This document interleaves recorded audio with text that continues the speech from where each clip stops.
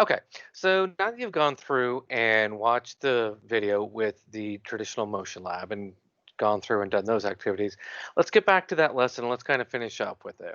So, when we're talking about motion, Galileo made two really important observations about motion. The first, he said that moving objects tend to remain moving without the need of something pushing or pulling on it. Now, we call that a force. That imposed push or pull, that's what a force is. So, like boxers are constantly moving, they never stop. Now, he also made a second observation that if objects are at rest, they tend to stay at rest. What that means is that nothing is going to change what it's doing unless you come along and push or pull it. And that property of an object to maintain its state of motion, we call that inertia. Inertia is actually another way to measure. We measure it with mass. So the more massive an object is, the more inertia it has. And this was my ragdoll, Indy, and the previous one was our boxer, Emma. So both wonderful pets. So let's talk a little bit about some vocabulary of what we can talk about when we're looking at motion. Difference between distance and displacement. So distance is how far I travel total from one spot to another. So like if I go up to, let's say Pennsylvania, it's 1,000 miles and I drive back, well, that's a 2,000-mile round trip. That's the distance that I went. Well, displacement is the shortest distance from one spot to another. So these are things we need to kind of understand when we're talking about motion. Now, how to measure it, we were using the little dots on the wall when she was pushed, but we can also use terms such as speed and velocity. Speed is the total distance I traveled divided by the amount of time it takes to get there. Velocity, on the other hand, is what's called displacement, which again is that shortest distance from start to stop divided by time. So I could do a round trip and have an average speed of 50 miles an hour, but if it's round trip and I end up where I started out, my average velocity is going to be zero because my displacement is zero. And acceleration is a change in velocity over change in time. Now, velocity is displacement. So displacement, velocity, and acceleration, these are all called vectors. Now, vectors are things that have magnitude, which is how much, and a direction, which way is it going. So just to make sure you never forget this, let's watch the following. Vector! That's me, because I'm committing crimes with both direction and magnitude. Oh yeah! With both direction and magnitude. Oh yeah! Oh yeah!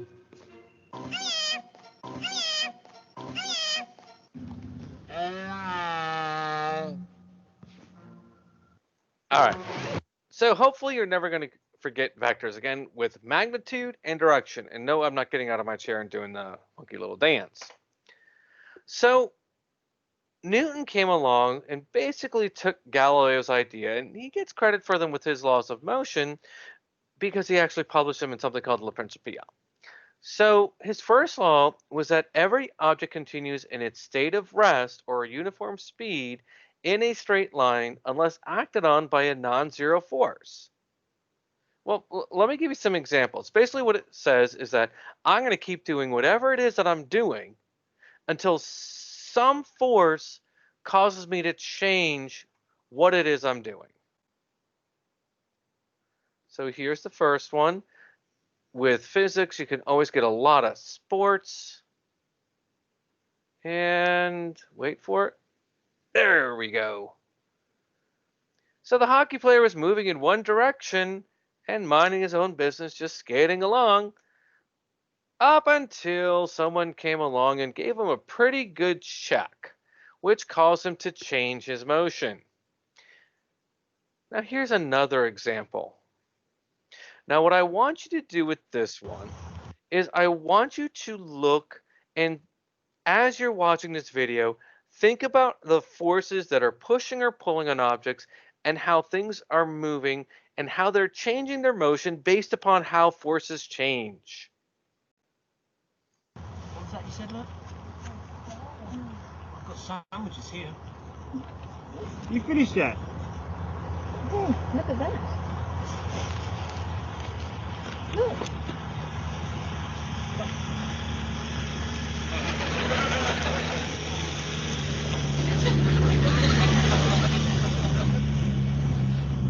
burning a bit rich. Okay.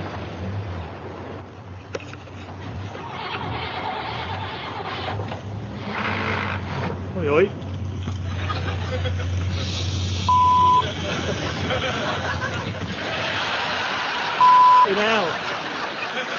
Now, nobody got hurt, so you don't have to worry about that. I'm not that cruel-hearted or anything of that nature. But think about the cases of what's happening here. When the engine cut off, now there's causing a net force, a non-zero force. There's a force pushing or pulling on the car, which in this case, it's the earth and the trailer pulling them back down, which even though the car was moving up and to the right, once those forces overpowered the car, they kind of brought it back down and crashing down to the side.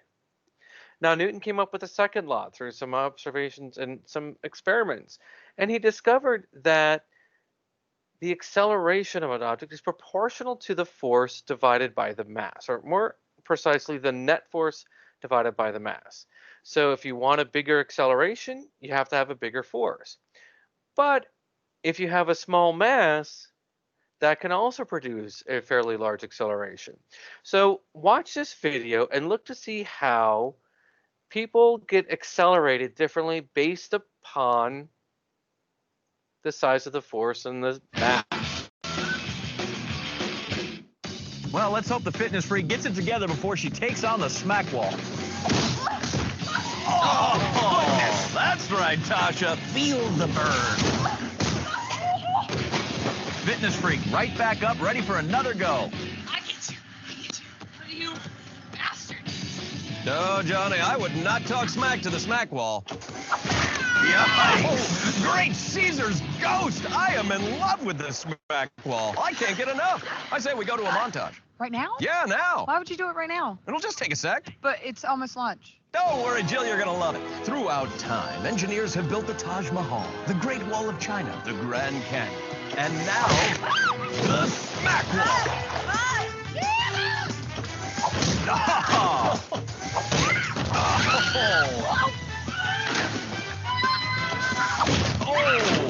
Go, go, go! Stop! Ow!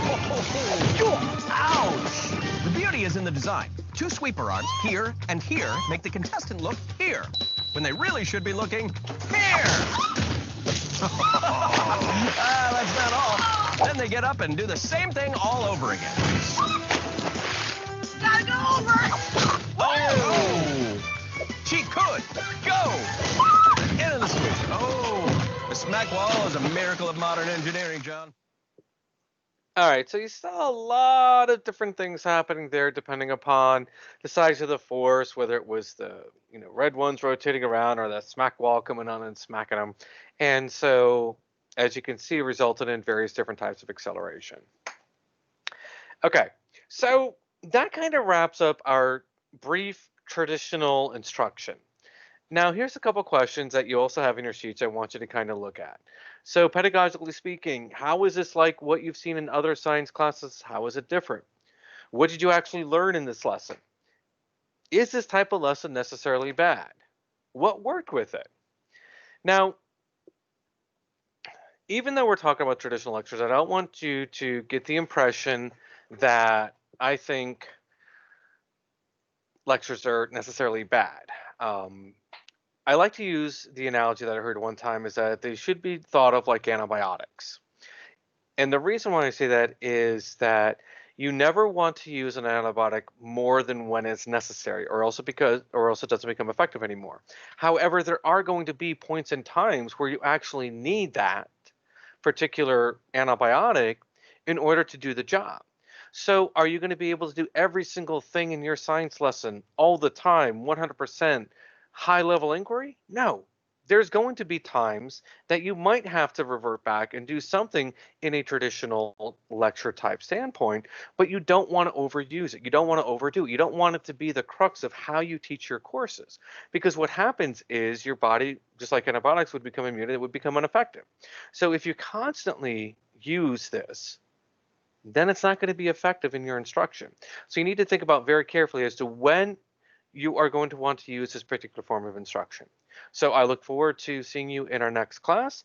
And in the meantime, have a wonderful rest of your day. Bye bye.